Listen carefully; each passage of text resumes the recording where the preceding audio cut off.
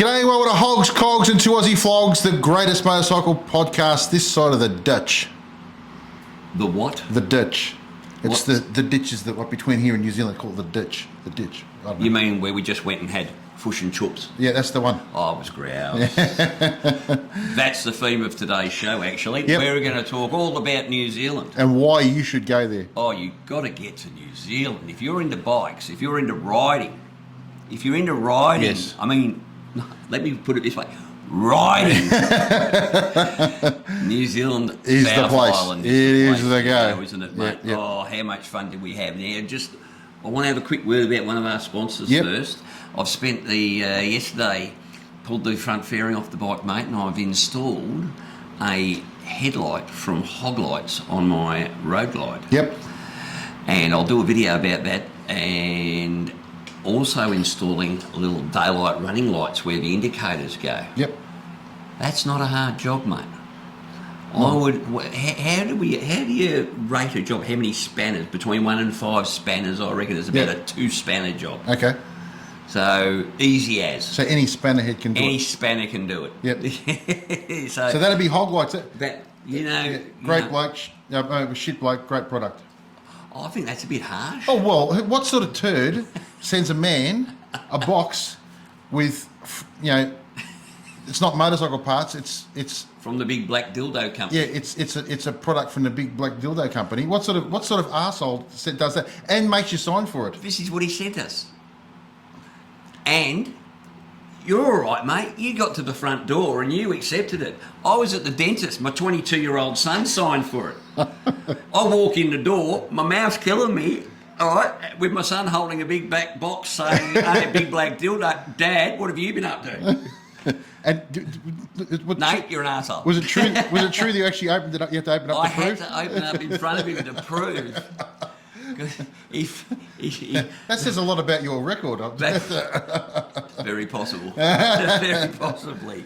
So, we've had a fun week since we got back, but this show is going to be all about the 10 days we had in New Zealand, mate, and oh, what a 10 days. 10 days? What were there longer? 14. 14? Yeah. Jeez. It only felt like 10. Did I miss It was 14 days. Left Wednesday, got back Wednesday, didn't we? Yeah. Oh, it was just a blur, the whole thing. It was sensational. Eh? Well, for 4 days of it, Paul was driving the car, so I was terrified. So that might just be a blank in itself. It's like driving Miss Daisy. Oh, bullshit. Fair dinkum. This bloke doesn't know how to keep a 4-wheel car on 4 wheels. Please. New Zealand, mate. All right, so we set off on the Wednesday. For a change, we were able to get through customs without Elaine getting a internal cavity search. That's right, which was yes. nice. Yep. Because she's normally over in the other queue, isn't she? Yeah, the far queue. That's the one. Not the same as ours. And yes, we got over there, mate. It is a mere 3.5 hour flight. Yep. Piece of piss. It was. So we're going to talk about the main things. Where to go when you get there. Yep. How we got there. What to take. Yeah, and that's interesting when you're going. Vehicle and 14 motorcycle, days. looking after that stuff. Motorbike, and pretty much. We're going to talk about the roads and all that sort of stuff, and we'll basically it'll be a comprehensive breakdown of going on a trip to New Zealand. Going on a trip to New Zealand, so and trust me, if you haven't been, put it on your bucket list because it is. I've said it before. I think it's a mix of Colorado, North America, Sturgis type area, Tasmania on steroids. I'd have to say, mate, and the Swiss Alps. I don't think. And I've ridden all over the place, but wow, how picturesque it was, the great conditions of the road. I mean, we'll talk about all this, mate, but oh, what an experience! And it's 3.5 hours away. Now you know what a proud Aussie I am. Yep. But I've got to say, after going there, I was a little embarrassed about recommending people to go on the Great Ocean Road and the Great Alpine Way. Because as spectacular as they are, they sort of pale into significance when you're doing it every day for 600 kilometres every day. And it's just windy. And every time we crested a hill, It was like another view. Just I expected to hear Julie Andrews in the background singing "The Hills Are Alive." Yeah, it was incredible. Yeah, mate. I don't know how many times I said "Oh my God" on the on the two. Elaine was in the end. I tell you what, if I had to take a scull of a drink for every "Oh my God" moment, I wouldn't have made it past day one. No, it was crazy, mate. It was phenomenal. So let's get into it. So if you're ever considering going to New Zealand, this is going to be a good episode for you guys. Yep. And if you aren't, you should be. So we arrived at the airport, mate. Flew into Christchurch. Yep. Grabbed our car very, very quickly. Yes. Which was good. We went. Luckily, we had a car though. We went from what are they called? Red. They started with Sounds R. like Rad car. RAAD or something. RAD, I think they were. Yeah. Now, on that, we had a couple of dramas getting the car organised beforehand. Bloody Whitey's card got hacked and they cancelled the car company cancelled the booking on us without speaking to us, which was very handy.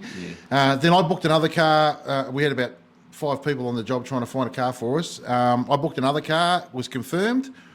Then got an email. Then got the email in the morning and said, "Sorry, we don't have a car." So we're now 24 hours out from departure, and we don't have any transport for our first 5 days. Suffice to say, we got it done in the end, but it cost us big time. Big time. But anyway, that was your cars well in advance. Yeah. They don't have enough hire cars to service the.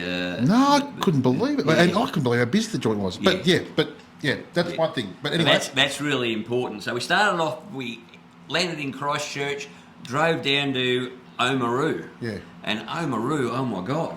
Yeah. What a great little town. Beautiful. Stayed the night there in an Airbnb. Yep. Which was our first of our accommodation. I'd have to say all our accommodation in top notch. Was top notch in every place.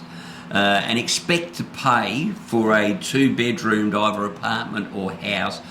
On average, it was around about $400 a night. Yep.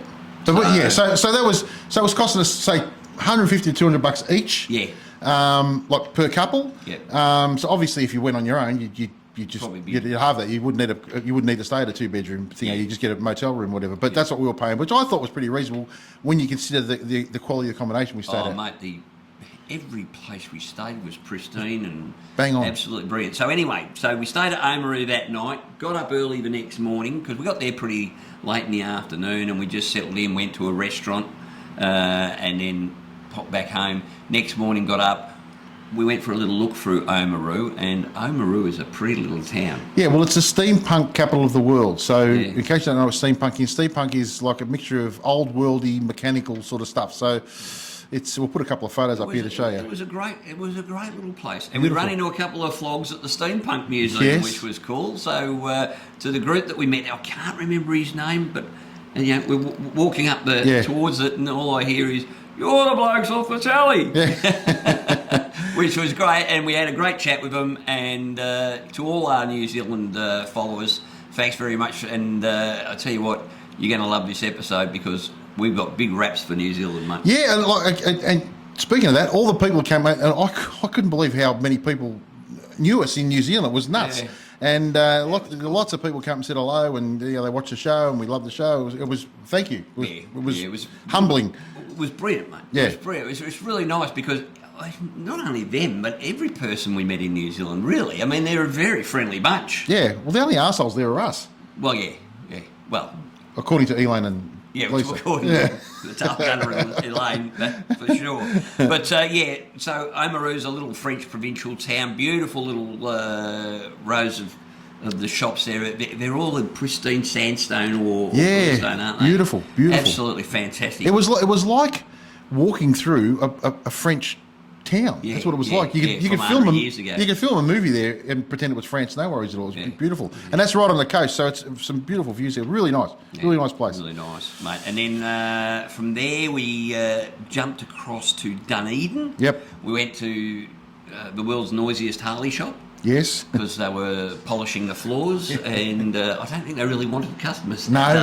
They just wanted everybody to piss off so that they could polish their floors. Yep. And so we stayed about 5 minutes and did just that. Yeah.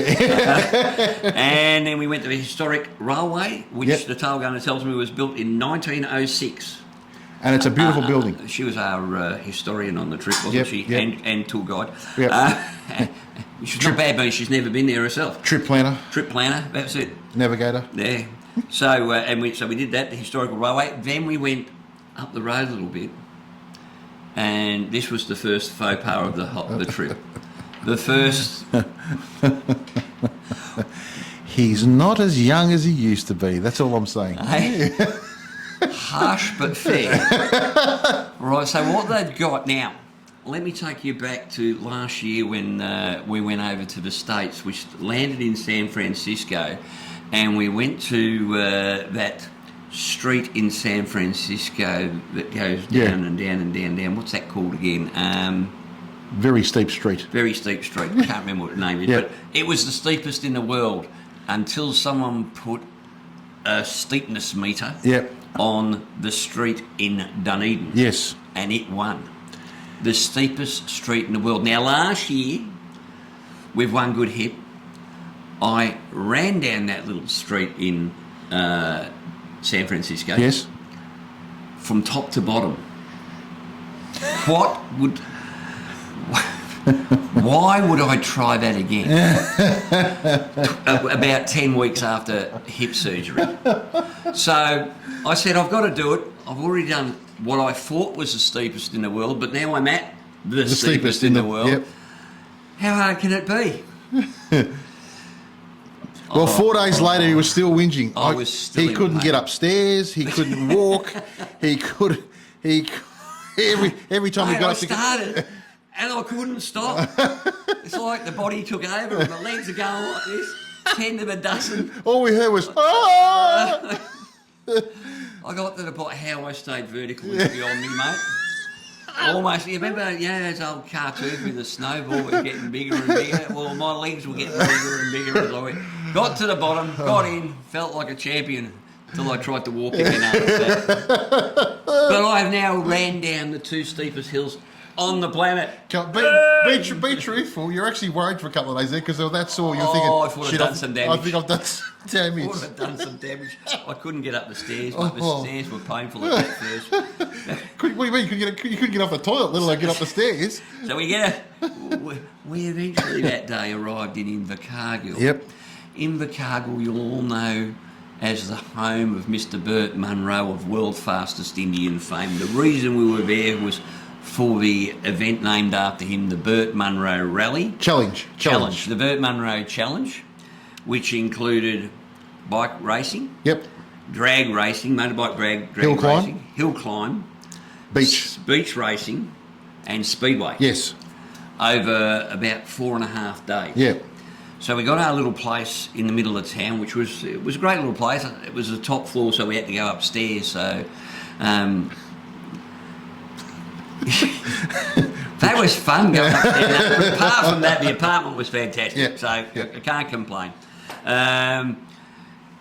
How good was Burt Munro Rally was different to what I expected, mate. Yeah, like it's billed as the biggest. Someone told me it was the biggest in the Southern Hemisphere. Yeah, I don't know whether that's quite right. Yeah, No, I don't think it is because, well, if it is, it wasn't that big. It's great. It's very well run. Very well run. The only thing I would say, if they had the hill climb on the Thursday morning, yeah, I would have done probably the hill climb on the Friday, and the was it the beach? No, the drags on the Friday night. Yeah, I would have done that. Had them two in the one day because a lot of people were still coming in and missed the. Yeah, well, we missed the hill climb because we didn't get there until late in the afternoon on the Thursday. Late in the afternoon, so we missed it. But we actually went for a drive up that hills, and geez, that must have been a whole lot of fun, mate. Going up there as quick as you could. It was steep. That's in Bluff. But the Burt Munro Rally is basically held. It's basically held in a paddock. Yep. You had 3 big tents. One was the eating tent. Yep.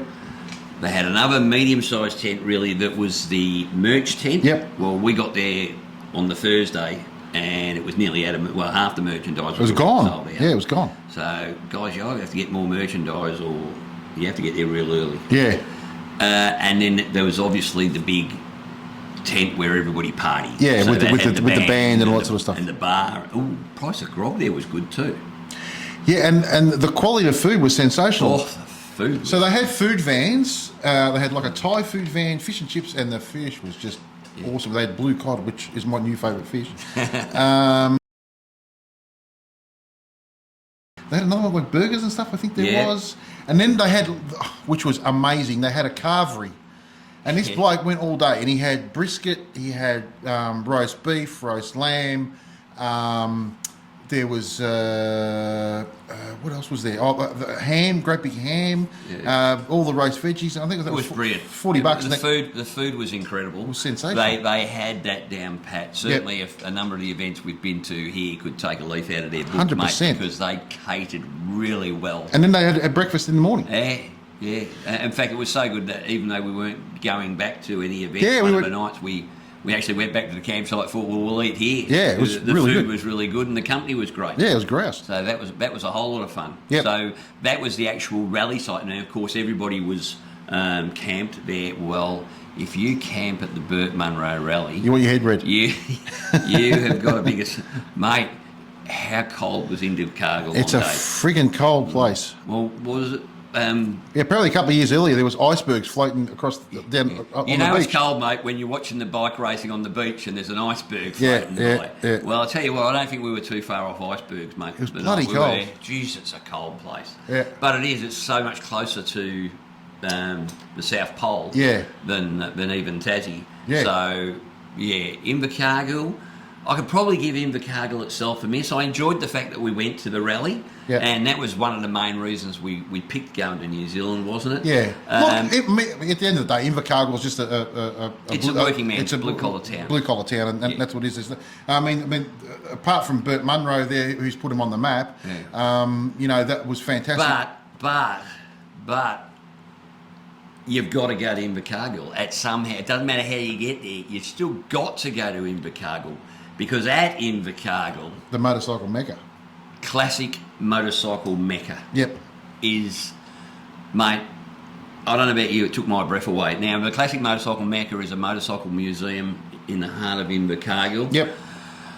3 floors, so there's downstairs, there's upstairs, and then there's upstairs. I've actually put out a video on that last week. And I'll put a link in the show notes. So if you're interested in classic bikes, and I'll go and take a look at that, mate. You'll see in the video. It took my breath away. I grew up with stories from my dad telling me about all these old bikes, especially old British bikes. And to actually have them, not only have them in front of you, but have them in front of you en masse. And have them in front of you in such pristine, restored... I think there was 7 Bruffs. 8 Bruff Superiors. I have never seen more than 1 Bruff Superior in a place. On one floor, they had 5 lined up. They also had the Vincent HRD. Oh, mate. It was just every bike imaginable. Many I have never heard of before. Many I'd heard of but never seen. It was almost an emotional experience for me. I actually got to see the last motorcycle my grandfather ever had, which was pretty good. Wasn't that funny? Because at the end of it, we decided, we'll have something to eat at the restaurant there. And we walk in the restaurant, and what's standing up on a pedestal? But the last motorbike your granddad ever had. I did get emotional. Holy crap, that's the last one he ever had. And which was an OK Supreme. If you've never seen one of them, go and have a look at them. They're pretty cool looking bike. How good was it, mate? The whole... I can't talk enough about the Classic Motorcycle Museum. And much to say, I would have been happy to end the trip to New Zealand there and say I've got my money's worth. Because that motorcycle museum, as I said, go and have a look at the link. Go and watch the video. It is... I put that as a highlight. It was really good. Not of just the trip. I put that as one of the highlights of my life. It was great. It was just amazing. There, and then we also went to the... Transport Museum. Which I thought was fantastic. So that's up the road about 3 kilometres, and they've got a massive warehouse. It's called the Transport Museum. It's all trucks and buses, and there's some bikes there, and there's VW combis... Everything. Even the theatre room, which you walked in and they were playing the world's fastest Indian, and everybody's lying around on beanbags. It was really cool. How cool was it? Really cool. Really cool. You lost me for about 15 minutes there. I can't walk in on the world's fastest Indian and not watch it. Not wait until there's a break in the show. It was great. And then you go to there's a hardware store in town called Richards E.H. Hartley's or something. I can't remember what its name was. Yeah, but, I can't remember. But right, a big hardware store about the size of your old McEwen's. Yeah. And every room has got motorcycles spread throughout it, all historic. So it's a museum as well. So for the whole week of the Burt Munro Rally, I think they don't sell a single spanner, they don't sell a single hammer or nails. No, they've just got bikers walking through there, checking out all the, including some Burt Munro bikes. Yep, no, very cool. Including the world's fastest Indian. Yep. Including the trailer that he used to take it to and from the beach on. Including the car that featured in the movie. Yep. Including the entire... If you look in the movie, he has the sacrifices to the gods of Yep. They've got that wall set up there, haven't they? Yeah, it's all there. That was just... It was very, very good. And we did all three of those in one day. Yep. What an amazing day, mate. That was... Well... There were other highlights on the trip, but to me, that will stick in my memory forever. Yeah. That was just phenomenal. As I said, have a look at it. Wow, what a museum! It was brilliant. The other thing that was a highlight for me, I'd never done it before, was the beach racing. I thought that was fantastic. Beach racing was very cool, wasn't it? I mean, the drags were good, but we've all been to drags and all that sort of stuff, and it was good. But the beach racing was fun. Pretty much. There was thousands there. Yeah, literally, they closed the beach off. Everybody drives down onto the beach. Yeah, you sit on the beach. They had the what's equivalent to the New Zealand roulettes flying over. Hey, that was a cool start to it, wasn't it? That was really good. They did that, and then they have the beach racing where they, pretty much there's basically there's a start and finish line. There's a pole at either end, and they go up around the pole and down around the pole and keep going up and back for whatever it is, 4 or 5 laps, going absolutely flat out the whole time. It was fun to watch. Yeah, it was good to watch. And it ended up having a showdown between a New Zealander and an Australian. Yep. And the Aussie went over. He did real well, but he got pipped at the post by the New Zealander, and it was. Look, the whole night was just a fun night, wasn't it? Yeah, it did get cold that night, though. It did get cold. I think I lost a nipple that night, mate. It was pretty bloody cold. Oh, it was a shocker. So that was the Burt Munro Challenge and Invercargill. As I said, Invercargill itself, but what is there? I mean, I just said, as I said, mate, that museum just blew me away. So we were there for the 4 days. We got there Thursday afternoon, and we left Monday morning. Yeah. And headed up to Queenstown via Milford Sound. Yes. So we had to go up to Milford Sound, and there we did the boat tour. The boat tour down through Milford Sound and back, and then had to come all the way back down and up to Queenstown. So it ended up being a long day, but Milford Sound, mate. Brilliant. Oh. Brilliant. You equate it to... I don't know what you equate it to. It's similar to the Franklin River Cruise in Tassie, I guess. Yeah, probably a bit bigger. Yeah, a little bit bigger. But, mate, that... the 200-foot waterfalls and the... Just everything. It's just a... Seals on the bloody... It's pristine. Yeah. It's just totally untouched, isn't it? Yeah, and like what he said, there's waterfalls everywhere. There's seals that are on the rocks as you go past, but the waterfalls, you actually they put the boat up into the wall and so they backed the boat into one of the waterfalls. Yep. So me and Paul are on the back, GoPros are going with this one Japanese tourist kid, and his mother's telling him to get inside.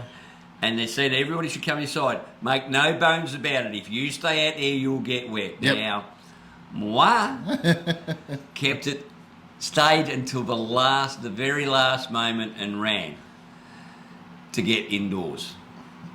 Paul was behind me. And the Japanese kid, I think he was lost.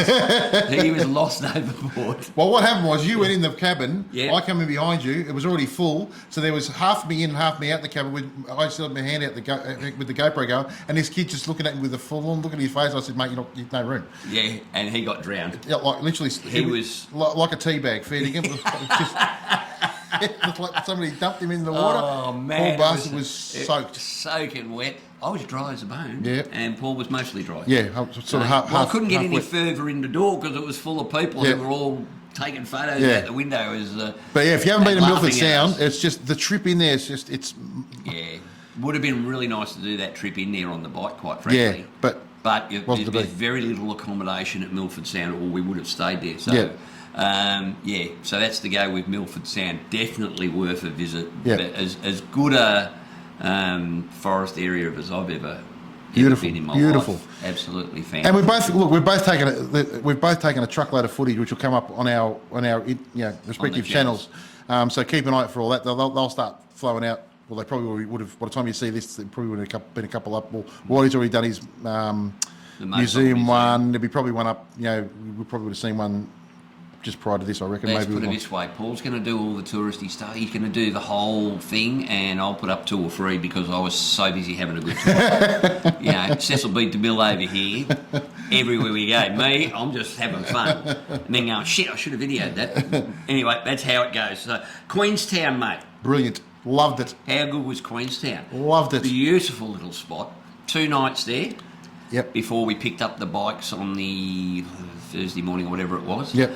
But, mate, what a pretty little town. If you haven't been to Queenstown, it's a happening town. It is. It's a very, very vibrant... If you're under the age of 30 years old and a single male, get over there. Or female. Or female, get over there too. There's put it this way, every restaurant is staffed by kids, and tourists. I call kids 30-year-olds and below. Yeah, they're all on every tourist part of the planet. Yeah. And they're all happy as Larry, and I don't know what they're doing after hours, mate, but they're having a whole lot of fun. Yeah, it's a very cosmopolitan sort of place, I guess you'd say. Lots and lots of restaurants, obviously all the tourist things run out of there. All the, bungee jumping, jet boating, helicopter flights, seaplane flights, they all leave out of Queenstown. We had a couple of restaurants there that was sensational. Yep. One, Whitey had fun going up to the top of. It was really good. It was a little bit high for him. He did actually pants himself a couple of times. Mate, really, that was ridiculous. Well, so you've got a cable car that goes to the top of Mount Vesuvius. I've never seen a man more worried looking in my life. Everest. Someone moved Everest and they stuck a cable car on the side of it. Oh, fair, mate. In my youth, I used to go mountain climbing. Now, I get terrified of mountain looking. I don't rate Mount Massett as a mountain climbing. No. It's not that big. Driving up the top, mate, that ain't mountain climbing. Mate, it was the restaurant was great, wasn't it? Yeah, it was great. Basically all you could buffet. eat. All you could eat. So and it wasn't just. There's some bloody beautiful food there, wasn't it? Yeah, and one of the tricks we did, that was my worry though, mate. Coming back down the cable car, being about 40 kilos heavier. One of the trips we did out to Glenorchy, that was just stunning. That was stunning, wasn't it? You basically drive right along the lake all the way across, and you get to Glenorchy, which is actually on the lake as well. It's the first place we saw the snow-capped mountains. Yeah, in the background, you can see all the mountains in the background, still with snow on them. It's just so picturesque. It's just beautiful. And again, we had lunch at the pub there. It was great spot, but just beautiful. We nicked out and had a look at our old town, which was all right. Very touristy. But on the way back, we stopped at the that bridge that had the speedboats. Oh yeah, it's what was it called? One of the. And then you again drove up to the top of Coronet's Peak. It's warp factor. Now going up's all right. So we're going up to somewhere. Put it this way: when you look down, there were jumbo jets. Okay, jumbo jets flying below us as they landed into Queenstown, and that was all right. But then we had to come back down. Now, I want to have a chat with you about mechanics, right? Because there's these things called brakes. You're actually supposed to use them. Hey, listen. You are kidding, mate. Fair dinkum. Only my dry cleaner knows how much fun that trip was. And he's such a control freak, he had to drive everywhere, by the way. So he drove everywhere and I screamed everywhere. But Coronet Peak that was. Yep. Which was just out of Queenstown, about 20 or 30 k's out of Queenstown. What a view. What's the name of that river we stopped at? It was where the jet boats were. Oh, I can't remember. Everywhere you go, all the rivers have got that beautiful turquoise blue about them. But every river is crystal clear. Yeah. I mean, you can see the bottom no matter how deep it is. Yeah, it's beautiful. Because it's like a bloody Olympic swimming pool. It's that clear. Yep. Unbelievable. The waterways there are insanely good, and the lakes. And well, then. Yeah. You know. And then the fun started. We got the motorbikes rocked up. Then we got the bikes. Which we hired from... Wait. Bullrangi motorbikes of New Zealand. Motorcycles. Yep, Bullrangi. Where ride into Harley heaven and take the long way home. Yep. As they say on the t-shirt. But they give you... And on you finish completion, the ride. plus a couple of beers. Well, as long as you bring the bike bike back in reasonable condition, they'll give you a free t-shirt. That's your reward for not being a dickhead. And the bloke was a great bloke to deal with. Oh, mate, they were really, really good to deal with. Yep, no problem. So, the bikes, long story short, $350 a day for Harley Davidson Ultras. Yep. And mine was a 2023, Yep. yours was a 2022. Yep. Both in pristine condition. No problem. Not a problem with them. The bikes were sensational. Didn't miss a beat the entire trip. Yep. Mine was fantastic because I was able to just drop my Rick Rack bag straight on top. Yep. And that was the first time I've actually used the Rick Rack bag in anger. And I've got to tell you, how good was that, mate? It was that is. I'll talk about that in another episode. Yeah. But the Rick Rack bag made the trip bloody sensational for it. It's amazing how much having the right equipment really. So let's talk about Let's talk about what we took. All right. So we both. So you took the Rick. Well, we had when we got there, we knew we were going to be riding the bikes, so we had to take what we could fit on the bikes. Yep. 2 panniers, a top box. Yep. And then whatever bag we took to put on top of the top box. Yep. So you did the same as me, I think. We got a roll bag each, and in that roll bag we put our leather jackets, boots, our Resurgence jeans, gloves. Basically, it was all bike stuff. All bike stuff. And then the bag that was going to go on top was inside that. No, that was clothes. Yes. So that was what we took. But when I took it over, as I said, it was in a roll bag. So roll bag was one of our carry-on luggage for Lisa, and mine was the Rick Rack bag. That was our carry-on. Our checked luggage. Yep.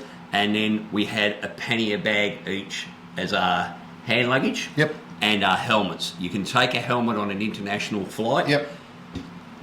As extra to your hand luggage because it's a safety item. So Qantas and pretty much all of them allow you to carry your helmet on the plane. Correct. So that was how we got all our stuff over there. How much stuff did we take? Not a lot. No, look. So you're allowed. I think we were allowed 35 kilos, weren't we? Or 30 kilos each. I was only at 15 each. 30 kilos, yeah. So what the bag with all your gear in is heavy, right? But at the end of the day, you're going to wear that anyway, so it becomes null and void, right? The other one you want to, and we take a bit more gear because I take camera gear and a drone and all that sort of stuff. So you got sort of a bit more gear to carry, but the average person should fit it on no problems at all. Having said that, so what I packed 2 pair of jeans, my Resurgence riding jeans, and just a pair of jeans to run around in. Same as me. I had 4 t-shirts, 7 pairs of jocks and socks. Elaine was the same, and we had 1 wind cheater each. Yep. It's pretty much exactly what we packed. Yeah, and that's it. And you don't. And I think Lisa packed a puffer jacket. Yeah, they had their puffer jacket because they're girls and it's cold for them sometimes. Yeah. So that's I'm telling you now, that's all you need, because every second or third place we stopped at had a washing machine and dryer. We just washed as we went. Wait a second. We just washed it as we went. You didn't go near a freaking clothes washer. I did so. You did not. I walked past one 3 or 4 times. Okay, that's fair enough. Look who's talking. Freaking the wash house. I just said to the missus, how are we going to take that magic room with us? and that's so. The one thing I'll advise you is don't overpack. Yeah, I see so many people overpack. You don't need to, and the last thing you want to be doing is carrying crap that you don't need on a bike, because it's literally. You don't want all that weight. It's already a big enough bike with 2 people on it. Correct. You just want the bare minimum. And let's face it, you go there, there's no use taking more than, you know, four T-shirts because you're going to buy another 2 or 3. And not only that, like this, especially to the ladies, you're not going to need a dress. You don't need to dress up anywhere. You're on a bike. You don't need a hairdryer. Most places have got a hairdryer. Yep. You're never going to need anywhere you're going to go for dinner. It's not going to be, you know, fine dining. You're going to a pub or you know, just a normal bar. So you don't really need. And anywhere you're going on a bike anyway. Not like you can get anywhere to drive. So yeah, you don't need the high heels. No, keep it light. Keep it light. You're on a bike trip. Just remember, you're on a bike trip. Now that leads me to another one of our sponsors, Resurgence. Oh, mate, they were good. That's all I wore. 14 days. Yep. Oh, well, for the 6 days on the bike. Yep, I wore them every day. That was the only thing I wore. Now I got them wet. I got them dry. I got them hot and cold. Because Paul doesn't actually own a set of wet weather gear. No, I do, but I don't like it. It's to me, it's clammy. And you know what? At the end of the day, look, I got soaked at once. You did. Yeah, but you know what? I actually felt for you for about that long. But an hour later, you're dry. You're dry again. So it just doesn't worry you. Like it doesn't. But the leather jacket, you'll stay pretty much dry. The leather pretty much repels it. But the look, it really, from your thigh down, you get wet, but then it dries out pretty quick. And those, and I've got the summer weight Resurgence jeans. Again, very, very easy to dry, and again, the most comfortable frigging motorcycle jeans. Mate, as I said, I had them on for the entire time that we were riding, obviously just the one pair, and you just forget you're wearing them. So, got a shout out to Aaron from Resurgence. Again, because he's over in New Zealand. Yeah. Although I really shouldn't shout him out too much because he was going to meet us down in Invercargill and he didn't. Oh, he's soft. Yeah, he's soft. Too cold for him. Too cold. It was too cold for him. He had to stay up north. So remember, you got the discount on there too. If you want to get 10% off your jeans or T-shirts or jackets, whatever you want to get. Gloves. There's a link in the show notes to the Resurgence thing. But I mean, all I can say is, you know what? It's nice to wear it's not only nice to wear a pair that's comfortable, but ones you feel confident in. Yeah. You know, and we even checked up on one of his shops to make sure they were displaying his stuff correctly. I didn't have to kill anyone, so that was good. No, we popped into where did we pop into? The shop at Invercargill, wasn't it? Honda shop, I think. Honda shop at Invercargill and had a look. So so if you want them, go get them. Now, from Queenstown, we rode to Franz Joseph. Mate, that was when it started. I have never ridden a prettier road. No. I've ridden in Colorado, I've ridden in Black Hills, I've ridden in Tassie, I've ridden in Asia. Nothing prepared me for when we crested that hill and now we had a lake on our right-hand side. Yep. Snow-capped mountains in the distance. We were in the middle, going down a road that was just... It had to have been built by a motorcyclist, mate, and in the last 3 weeks, I reckon, because it was pristine. And the thing is you can look at the road and you could see how it wasn't shiny or it had that little bit, you could tell it had that gritty, that you just felt confidence going a little bit harder into the corners in. So with on the roads in New Zealand, I can honestly say they were in the best condition that I've ever ridden on any road anywhere. Confidence inspiring. We did the whole trip on stock suspension, and you don't need aftermarket suspension in New Zealand. I know a lot of New Zealanders that we spoke to thought their roads weren't in good condition. How was the bloke who goes, wait a second, mate. He says, I hit a pothole about 18 months ago now, and that was a big one. Yeah. So, mate, we go 18 minutes without hitting the pothole and having a good day. You are kidding me. Yeah, look, I think Kiwis, I think your roads are absolutely sensational. I know South Island anyway. Yeah, South Island, I thought they were fantastic. Like Whitey said, the grip on them is sensational. Sometimes when corners get a bit tight on you literally all you do is just lean a bit more and rip around that corner, and it is just beautiful. You go, yeah, mate, absolutely. It was fantastic. Which brings us on to the passes that we rode. So New Zealand's got the mountain range is massive in New Zealand, right? So to give you an idea, Kosciuszko is 1.5 kilometres shorter than their mountains over there, right? So So you got to write all these passes. So what were the passes we did? Okay, so we did the first one we did on the way to Franz Josef was the Haas Pass. Yeah. That was just incredible. That was just the most scenic bit of road I've ever ridden in my life. Yeah. I mean, it was just, as I said, you expected Julie Andrews to start singing "The Hills Are Alive." Yeah. It was just, it took your breath away, didn't it? Yeah. And again, you're crossing over those big, like, suspension bridges with these beautiful rivers running underneath them. It's just... And they're all crystal clear. Yeah. That's something we didn't mention, you know. New Zealanders have worked out that they don't need rubbish, apparently. No. Because there is no, you cannot find a piece of litter on the ground. Nope. It was spotless. They should be very proud of that. Or graffiti. No graffiti, anything, mate. It was just so... Pristine. Pristine. You should be proud of yourselves. Yeah, very much. We got a lot we could learn from that, quite frankly. And the other thing, too, that was great is you don't get held up by traffic because everybody's that courteous on the road. How cool was that? So you'll come up behind somebody and they immediately acknowledge you in the rear vision mirror, put their indicator on, move over and past you go. Yeah. And it's not just one. I'm talking like everybody. No, it was... And we bumped into some people at Arthur's Pass. Yes. And you asked the question. I said, do they teach that at school or something? Is it part of the driver's test? You know what their answer was? It was simple. She looked at me, she goes, it's just common courtesy. Yeah. I went, well, unfortunately, that seems to be missing in Australia. It has. Because it wasn't just one person, mate. I mean, we did a lot of passes. We did all the good passes that we could find. Yep. So we did the Haas Pass on the way to from Queenstown to Franz Josef. Yep. We did the Lewis Pass going from Franz Josef to Nelson. Yep.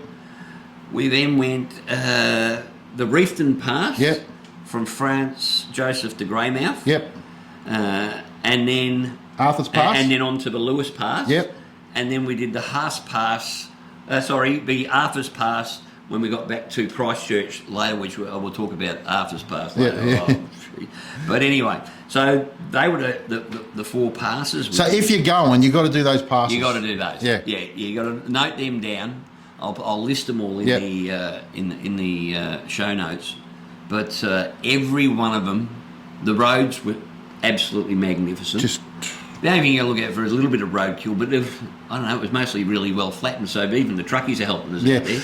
The only one we had got to be a bit careful was coming out of Franz Josef, where it was really, really wet. Really wet. And those cattle grids were there. Yeah, that was a bit interesting. There's only two of them, but Jesus, I tell you what, I ate the first one and it went... The old sphincter tightness. Yes. And we went, Jesus, that was... But it was absolutely bucketing down at that point. Franz Josef. Now, we went there because we wanted to go to see the Franz Josef Glacier. Didn't happen. No, we stopped at the car park and the gods were with me and Paul because the first greenie walked out from the bush and declared that you couldn't see the glacier because of the low cloud. And it was not worth the hour walk there. It was going to take us an hour to walk in and an hour walk home. And we had a quick discussion, me and decided to head for the pub. So, in a hurry, before anyone could change their mind. Before girls could change our mind. And, I mean, God help us if the sun came out. Yeah. That wasn't good. So, that was on the Wednesday, mate. Yep.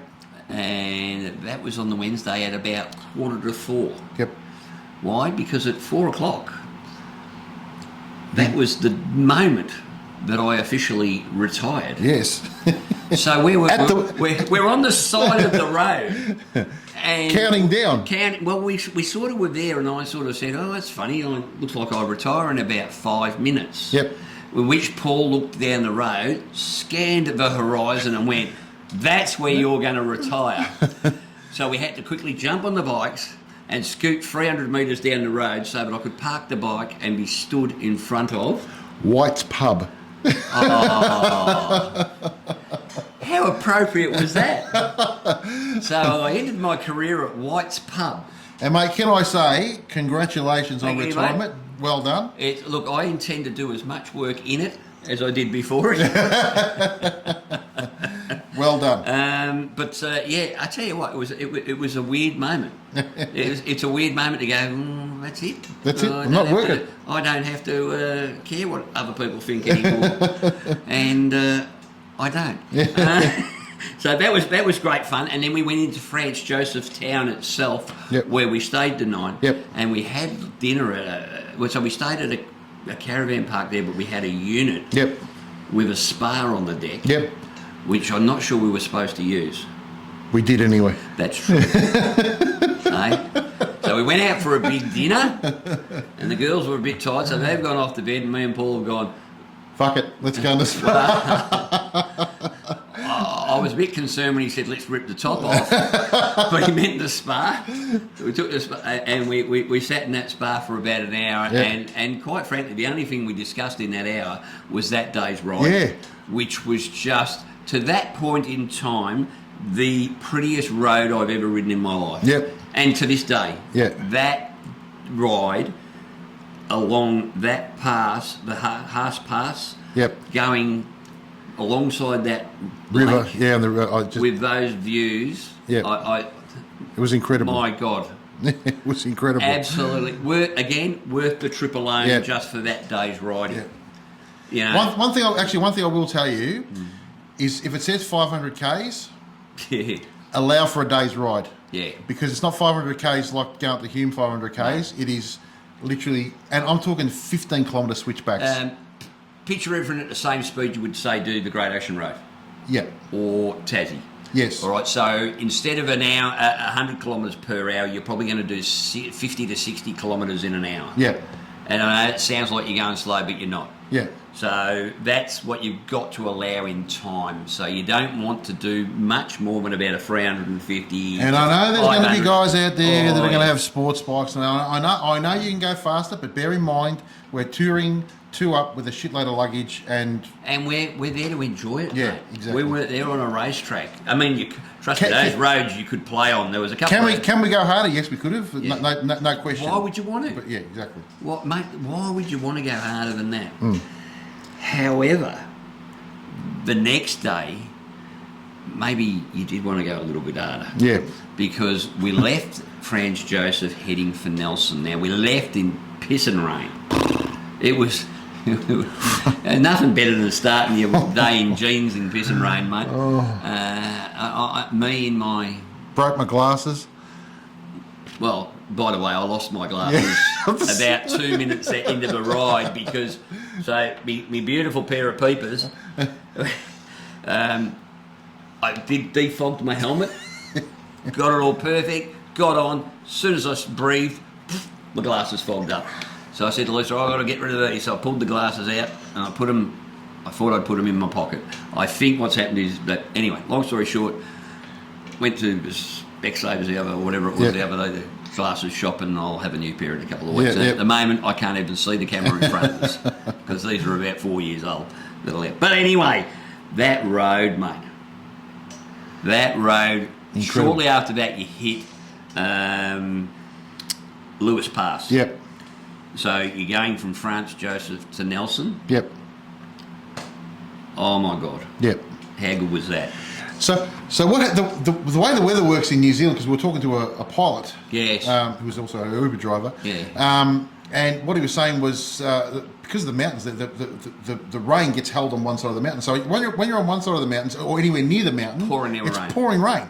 You flip over the other side, and it's just dry. It's 25 degrees. Yeah. And stunning weather. Yeah. And it's like somebody turns a switch on and off. But that was freaky. But yeah, once we go to the top, oh my God, the riding again. Yeah, mate, it was, look, that ride though, this was the first bit of twisties. I'd equate it to something like the Reefton Spur on steroids. Yep. It was what, 20 Ks? Yeah. Twisting, turning, hairpins, but it was all on pristine road. Yep. That, as we said, was confidence inspiring, and you just rolled the throttle on that little bit more. Yep. And as I said, I think the girls probably got sick of hearing, oh my God, oh my God. Normally we're listening to them say, oh my God, up you, mate. But that was an incredible... In fact, we finished at the end of the day and we stopped and we said to each other, I think that's the best bit of road I've ever ridden in my life. Yep. It was just that good. Yep. It is just a stunning bit of road. Off to Nelson. Yep. Nelson was a great little town. Beautiful little town. It's a really nice little place. Yep, beautiful little town. Another great accommodation. Not a little town. It's actually quite a big town. Yeah, sort of Geelong size, I suppose, maybe. Yeah. But great little. Lots of restaurants. Yeah, heaps of restaurants. Again, accommodation was fantastic. Yep. It's right on the water. When we rocked in, beautiful blue water. When we left, the tide was out. There wasn't any water there again. No. What the hell happened here? But yeah, really nice place. Left there early in the morning. Yep. How was the ride going out of there? You know what's funny? I'll tell you, every day we rode, we go, that's easily the best day I've ever ridden. Yeah. But we kept saying it, and like it just got better and better and better. The next day was that pass that we did from Nelson, just out of Nelson. Oh, man. Yeah, it was nuts. Nuts. Man. It's a logging area. That was the Reefton Pass, wasn't it? From Nelson to Greymouth. Can't remember what it's called. I think it was called. But it all went to a blur in the end. But just leaving there, it's a logging area. So there's lots of pine trees. No trucks, no cars.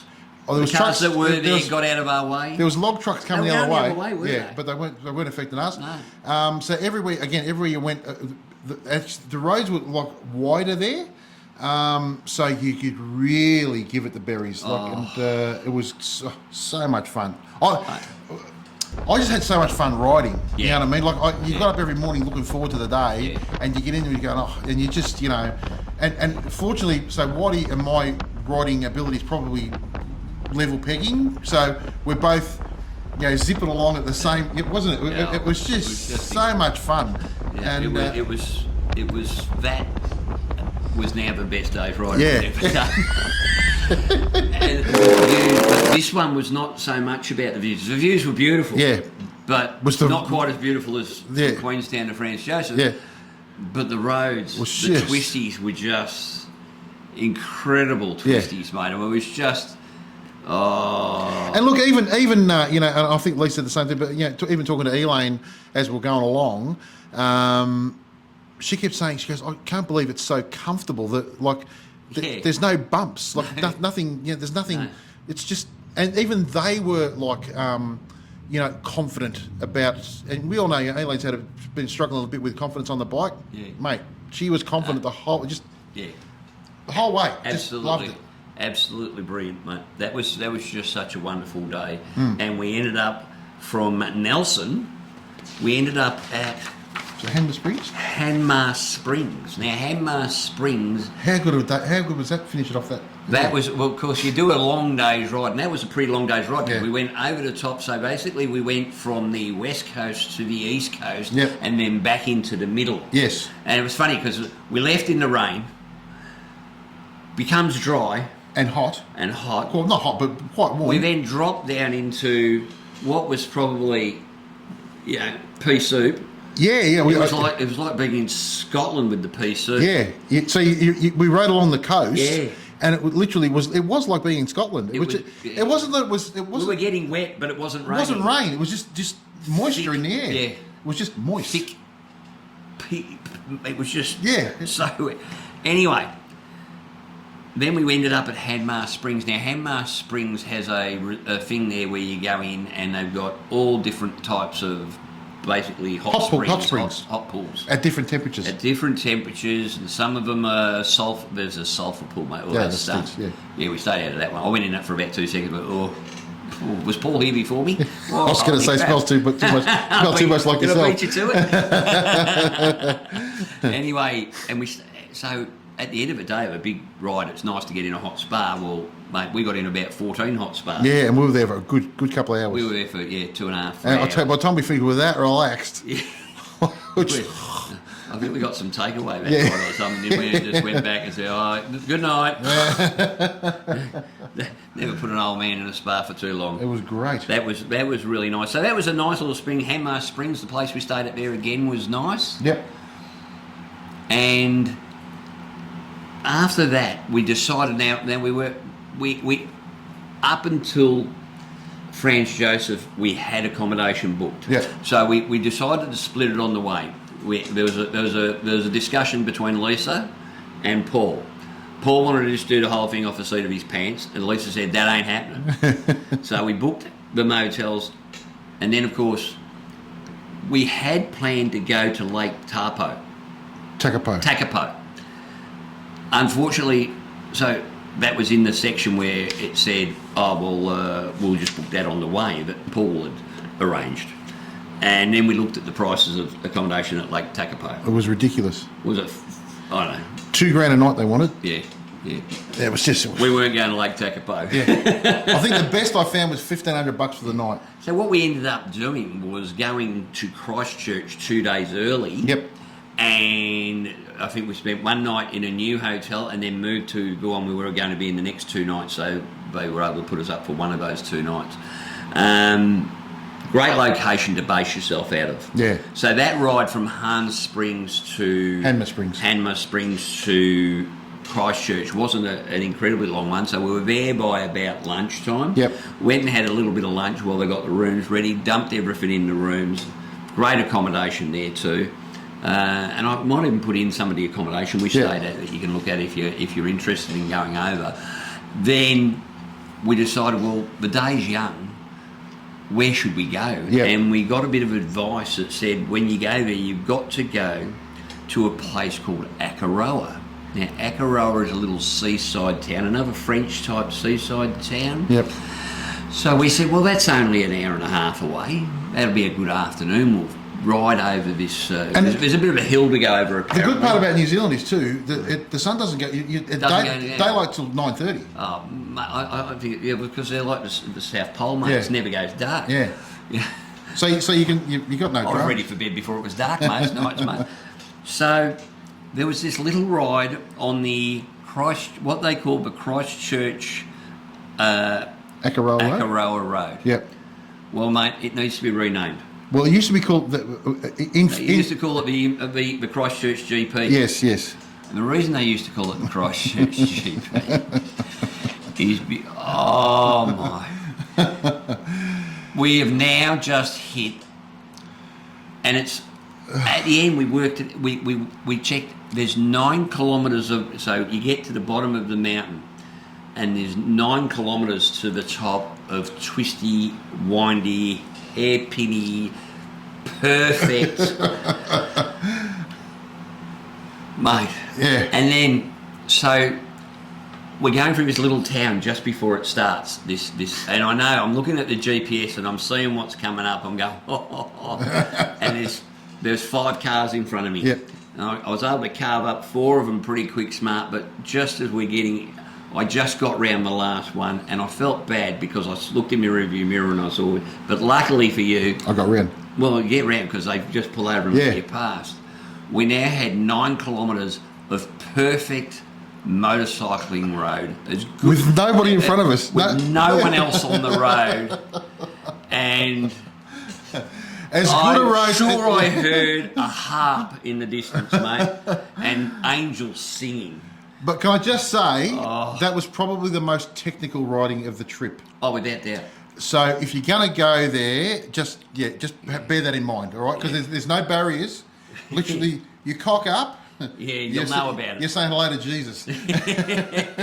Because, mate, it is a long way down. Yeah, it is. But the ride up to the top was just...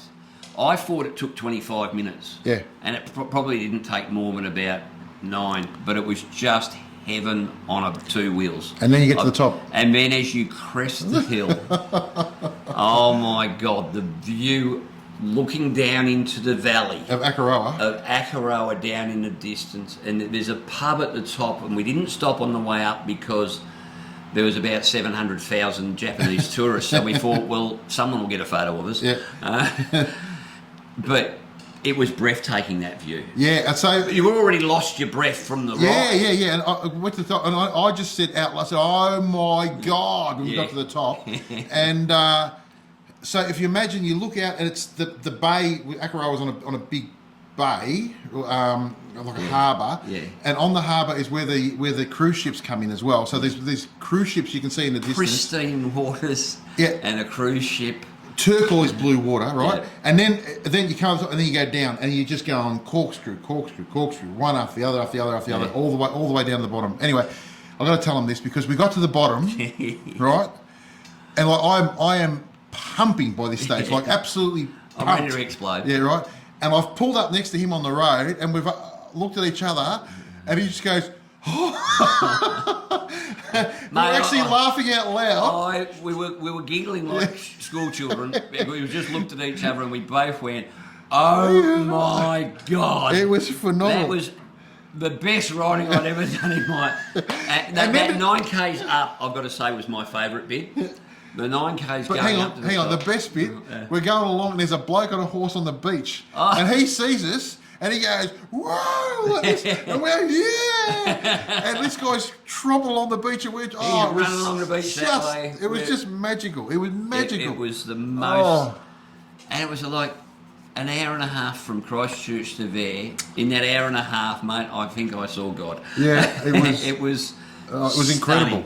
It was incredible. It was the best riding, bar anywhere I've ridden on the planet. Yeah. The best, that 9 kilometres for me. It was incredible. Because of the condition of the roads, because of the, I mean, it was perfect temperature. It was about 20, 21 degrees. Yeah. Sun was out, but there was, it wasn't in your face. I mean, it was just, there wasn't a cloud in the sky. The road was free of cars. It was just...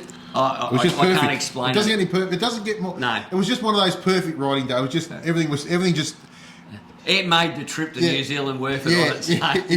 It just everything clicked. Again. Yeah, everything clicked. And then you get into Akaroa itself. Beautiful little town. It's like coming into France. Yeah. And we spent a couple of hours there and had lunch and whatever and. Got chatting to another guy on a motorbike who said to us, "Which way are you going back?" And we said, "I'm going back the same way." And he goes, "Oh, don't do that. Go take the Summit Road." The Summit Road. Jesus. Now the Summit Road. Now you're talking technical. Well, you had to be careful because the road was a little bit. This was the only road in New Zealand that was. It had like a fine. Well, they put pea gravel on it because of the snow, right, to try and get grip. So and again, not so good on a bike though. Yeah, and again.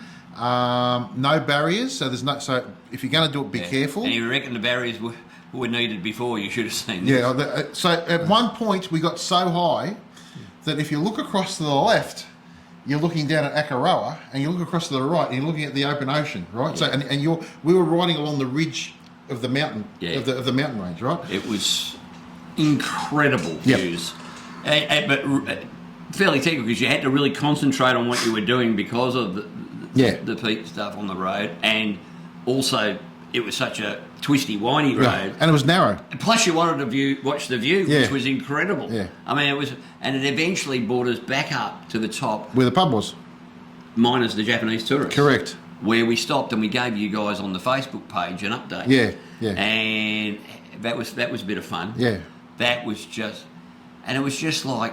It was even more fun because three stunners pulled up and said, do you want us to take your video? We said, no, we'll take yours. Yeah, scored a little bit of ire that day, didn't we? Well, we're just looking after the young ones.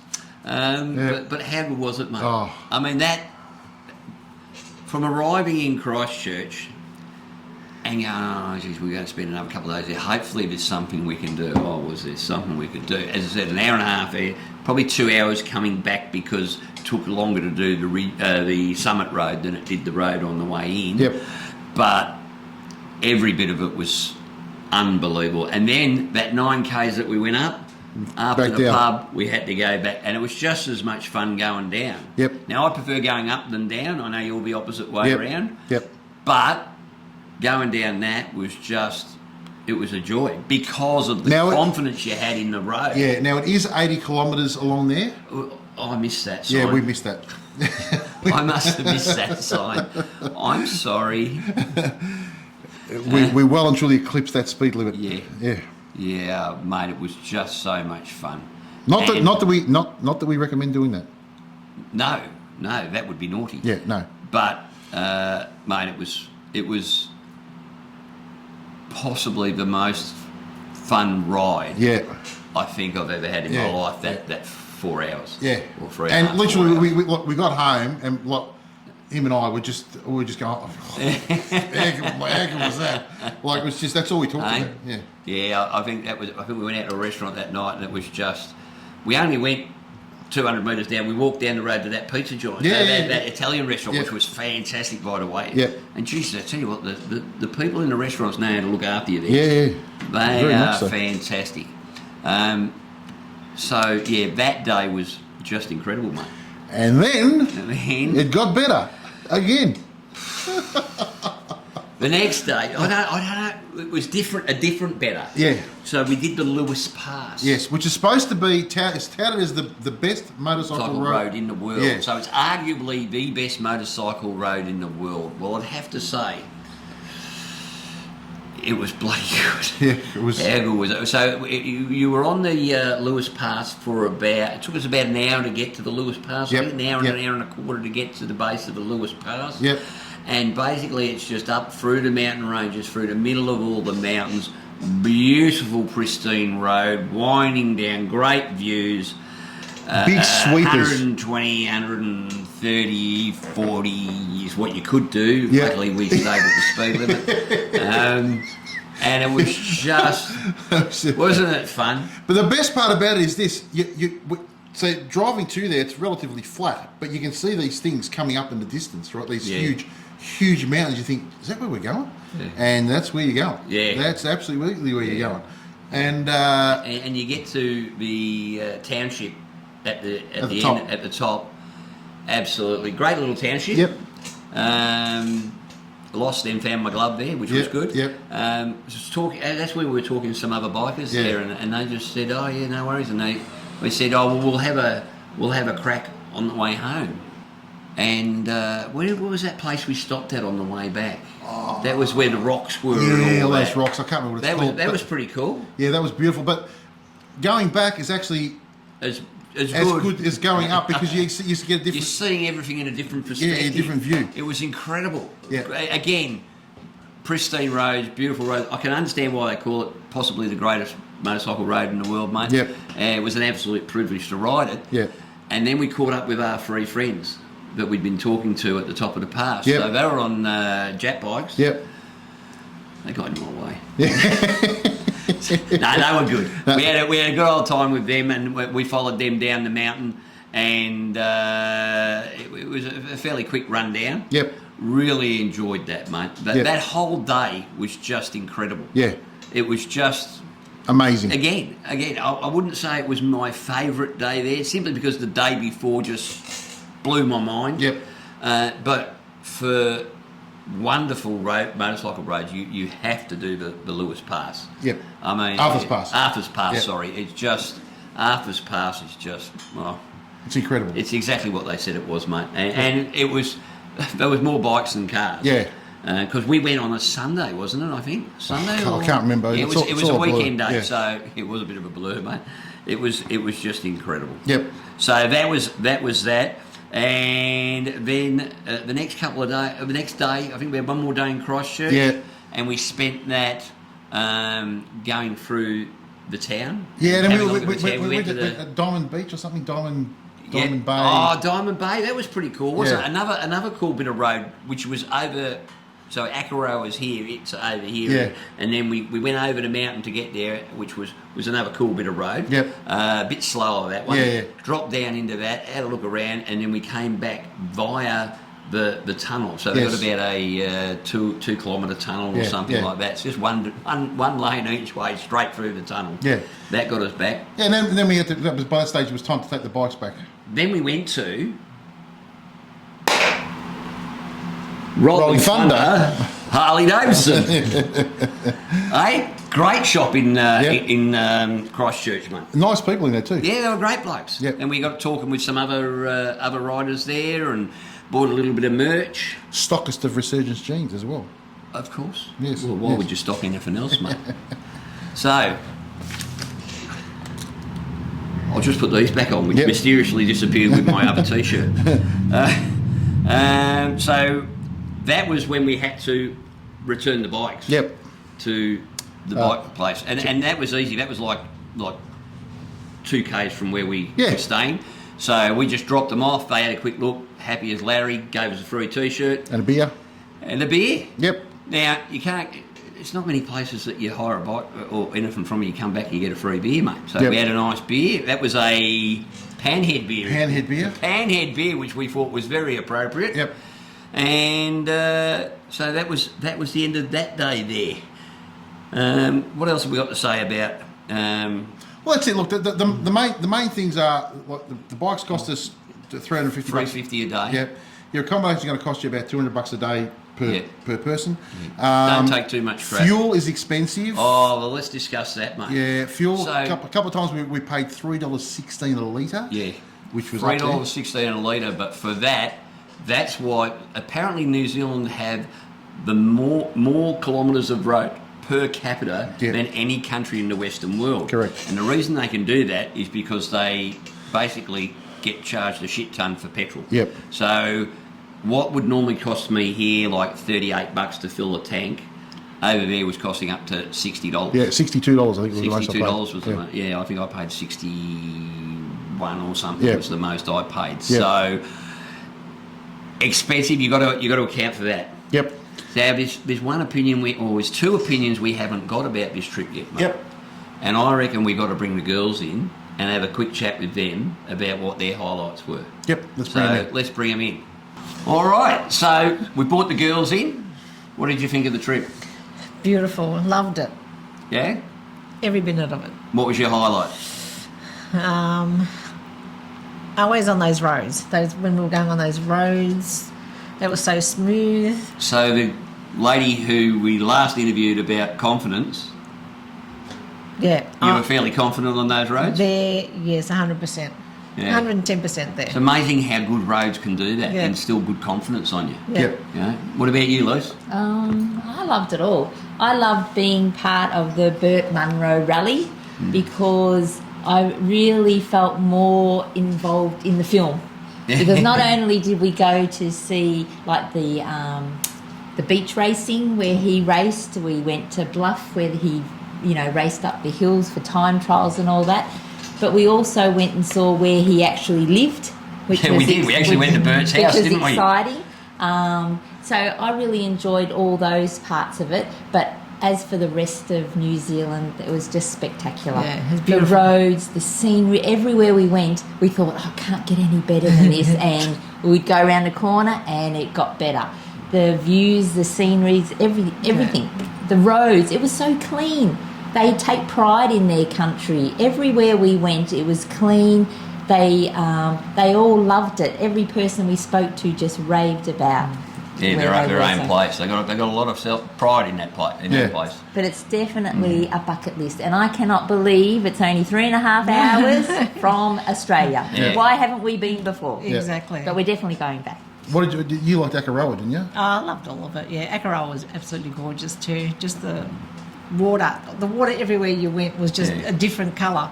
Everywhere you went was different, but it was all beautiful. Crystal clear. Yeah. Yes, you can see the bottom. What about the pies over there? Oh, the pies. The pies were beautiful, but just a little bit more pepper. I think all their food though was good. Yeah. It didn't matter where we went. The only disappointing thing was at Bluff. We were there 3 weeks too early for the the world's oysters. the world's most famous oysters. So we have to go back in oyster season. But we had the blue cod. Yes. That was nice. yes, Look, that's that was beautiful. delicious. Yeah. Now, Justin, we were just talking before about because we spoke to people over there that had done a tour and paid for a tour. I think they paid $15,000 Yeah. a person. I think it was Yeah. each. Oh. A lot of money. Which I think is probably a little bit. Well, after we spoke to them, they didn't do half the stuff we did. No. So credit goes to Lisa because Lisa planned just about the whole route and where to go. I always allow her to plan the route. Yeah, so that was really good.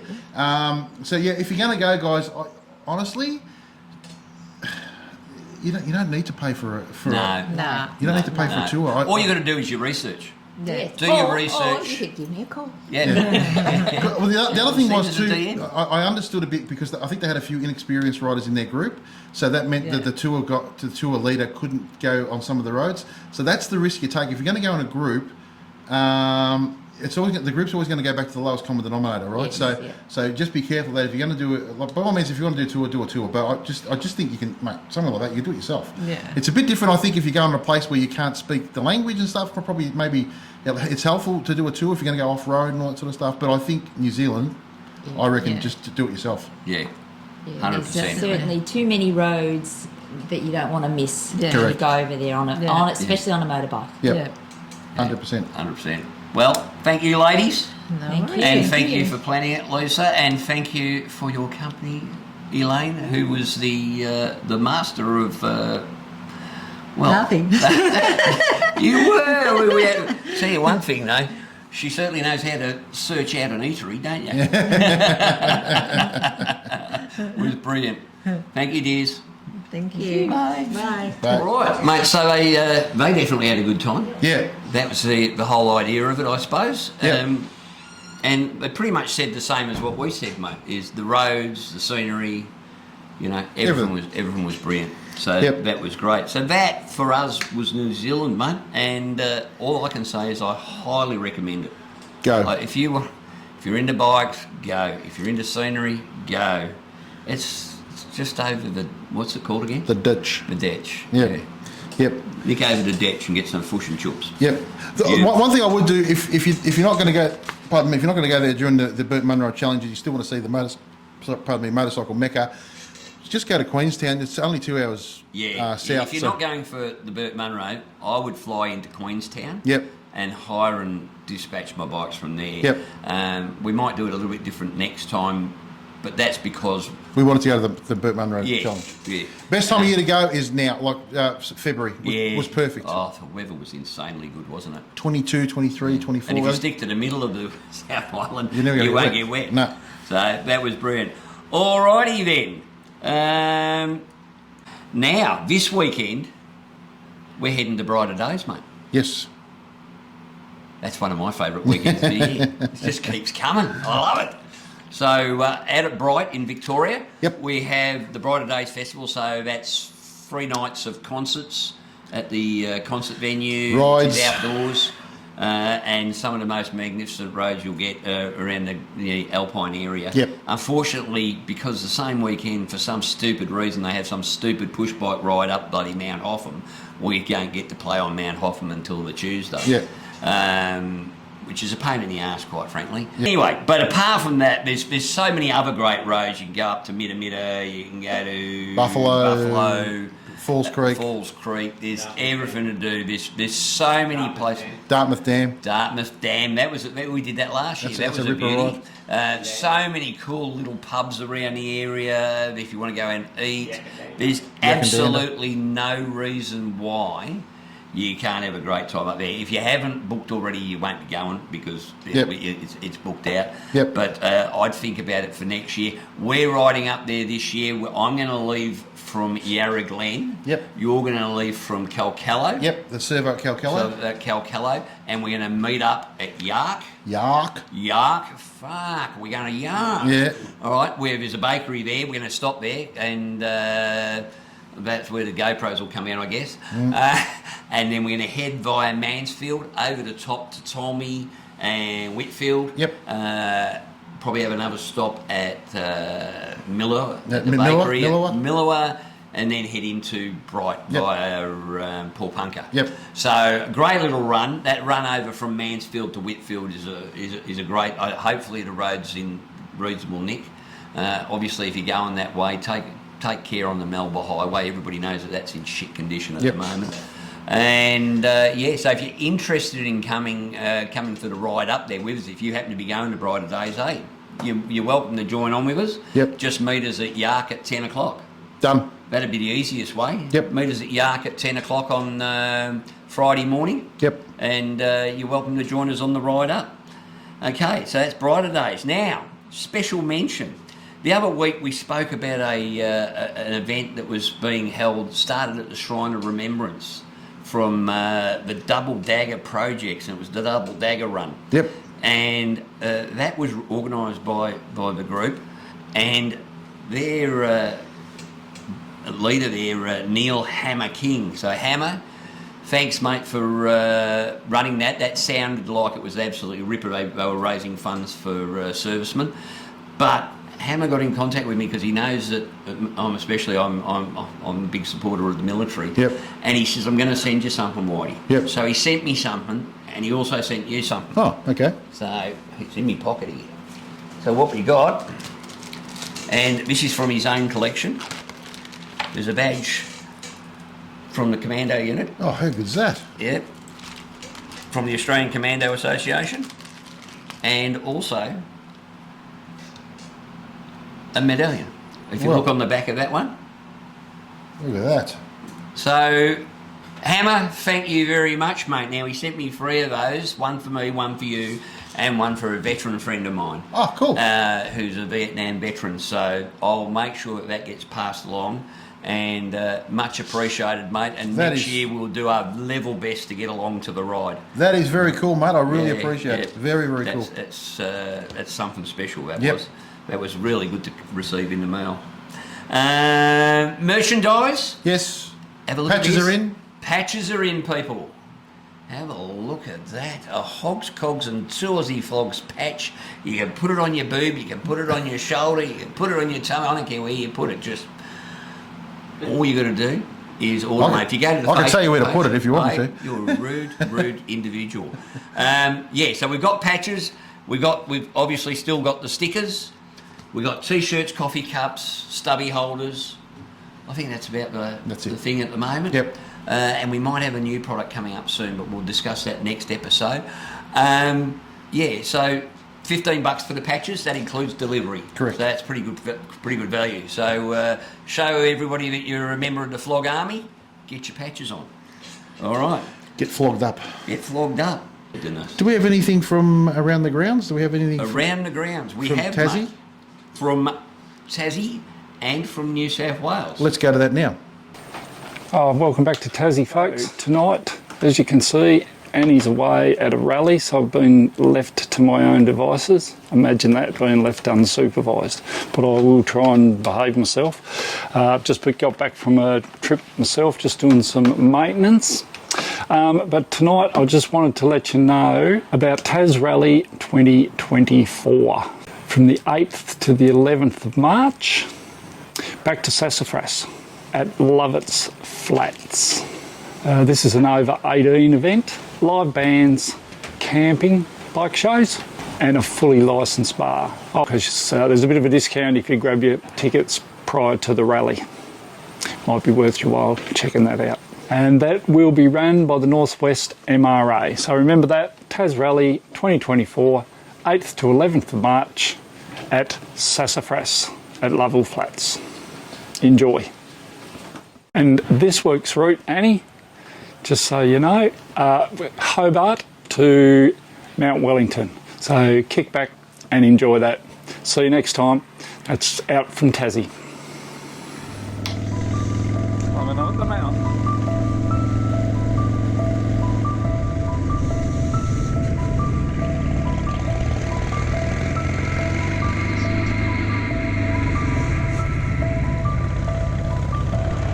Thanks, guys. Hi, everyone. It's time to gear up and mark your calendars because we have some epic motorcycle events coming up in New South Wales that you will not want to miss. March 2 is the Grenfell Goannas 2024 Poker Run. Registrations are at 7:30 a.m, departing at 9:30 a.m. $30 per person with lucky door prizes and $700 in prize money. March 9 at Newcastle Freeman's Waterhole and March 11 at Castle Hill Scout Hall is the First Aid for Motorcyclists Accident Management Training.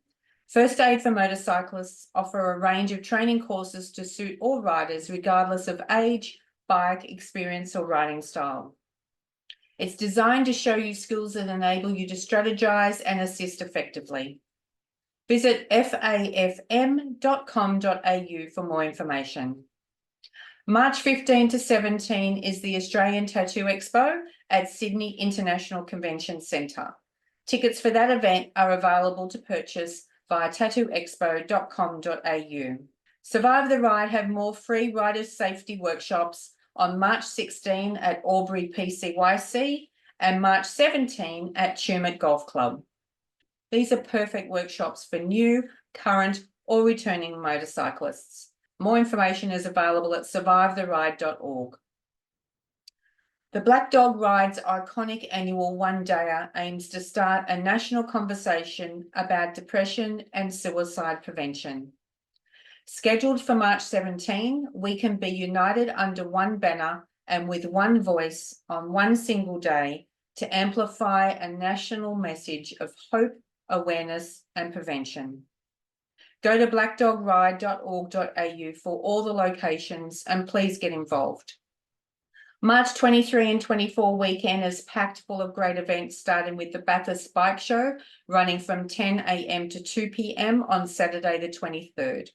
For all the information on this great show, visit bathurstbikeshow.com or visit their webpage, Bathurst Bike Show. It is also the Cootamundra RSL Poker Run on Saturday the 23rd. Ride departs at 10:30 a.m. from Albert Park, Cootamundra, and concludes at Cootamundra Ex-Servicemen's Club. It's $10 per rider and $5 if you have a pillion. Motorcycle Camp Quality runs over the weekend of 22, 23 and 24th of March. Camp Quality, as we know, brings positivity, fun, laughter back into the lives of kids facing cancer. The ride goes from Newcastle, Armidale and on to Port Macquarie. Still time to get involved, sign up and definitely donate. Visit campquality.org/events for more information. April 7th starts off another busy month with the CC Leather Rider 15th Annual Show and Shine being held at Doyleson North. Starts at 8 a.m. and concludes at 1:30 p.m. It's $20 to show your bike. There is no gate fee and there will be live music available. Survive the Ride Again has its free workshops on April 13th at Wagga Wagga, April 14th at Merimbula. Survivetheride.org for more information on those two events. First Aid for Motorcyclists is again offering April accident management training on April 12th at Shell Harbour, April 13th at Wollongong, April 14th at the Tablelands, and April 27th at Wagga Wagga. The event of the month is definitely the Bikers Ride for Charity, presenting Kids with Cancer Foundation, hosted by our very own Chops Journey. Meet up at 9 a.m. at the MCA Campbelltown store and stands up at 10 a.m. First stop is Wallacia Hotel, then heading on to Picton Hotel via Oakdale, where the ride will end. This one is a must. Check out the Kids with Cancer Foundation Charity Ride Facebook page. Anyway, that's it from me, from New South Wales for March and April. If anyone has any events that they would like to promote, please send them through to kazamoto1@hotmail.com and I will make sure they get on the listing. Thanks, guys. Keep safe, everyone. See you later. Hey, thanks, guys, for that. That's absolutely fantastic. Appreciate that. We also have something from New South Wales that Leanne also sent us in relation to one of their favourite little haunts. So we'll throw to that right now.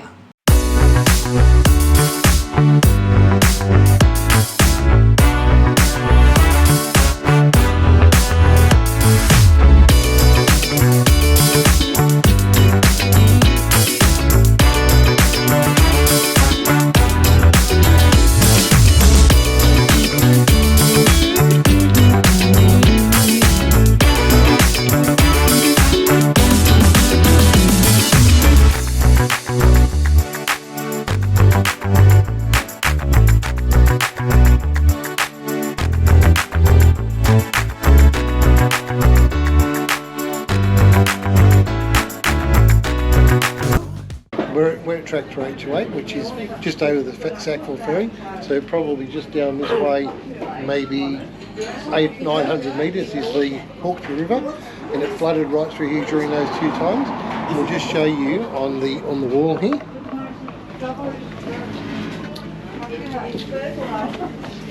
This one here is,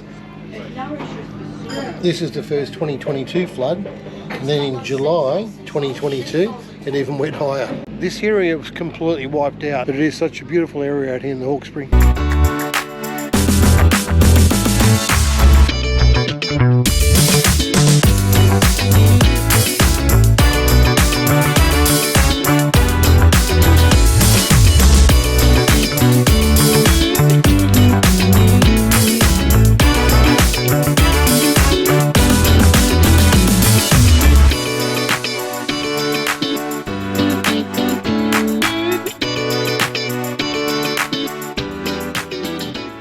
Well, that's pretty cool. Yep. Hey? Yeah, mate, fantastic. We've got to get up there at some stage. We do. All right, so last but not least, because you're probably sick of us by now, we're just going to quickly run through the Victorian rallies. We got Brighter Days 8th to the 10th of March. We've already discussed that. Going to be fantastic. The same weekend, because it's the Labor Day long weekend, we've got the Falls Rally, which is held. There's a day ride on the Saturday morning at a gymkhana and longest distance travel trophies, all that sort of stuff. So that's being held up at Devon Cricket by the Devon Cricket Club and Alberta West CFA at the Alberta West Recreation Reserve in Alberton West. All the details of all these rides is up on the Victorian Rallies Runs and Events Facebook page. There's a link to that in the show notes. All right, also that weekend, the Monarchs Motorcycle Club are holding their Cold Flame Rally. That's held at Native Dog Flat Campground in Cabourus. I'm not sure where's Cabourus. Hold on, I'll have a look. That's in the north of the state, I believe. Near Upper Combukta West. Yeah. $20 donation to get in. It's their annual charity event. So it's an old school rally. It's at